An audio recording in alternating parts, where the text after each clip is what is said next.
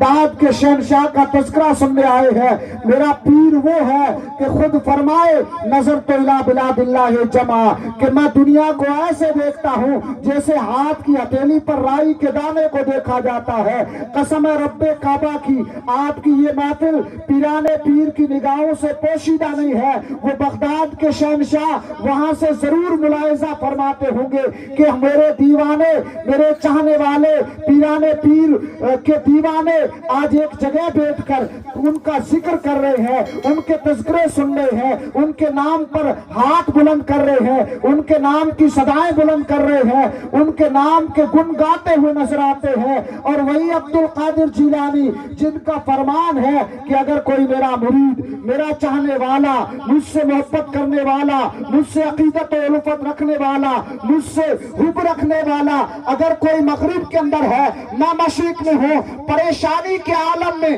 وہ آواز دے تو عبد القادر مدد کے لیے حاضر ہو جاتے ہیں۔ عبد القادر ان کی مدد کرتے ہیں، اس لیے کہ وہ تو ایسے ولی ہے کہ اگر چور پر نگاہ پڑ جائے تو وقت کا ولی بنتا ہوا نظر آئے، اگر چور بھی دامن تھام لے تو اللہ انہیں ولایت عطا فرما دے۔ تبھی تو کسی نے تڑپ کر کہا الہی مجھے چوری کا کام سکھا دے، چوری کروں فوراً پکڑا جاؤں، عبد القادر جیلانی کا گھر دکھا دے۔ ارے عبد القادر جیلانی کا گھر وہ گھر ہے، یہاں سے ولایتیں تقسیم ہوتی ہے، یہاں سے ولی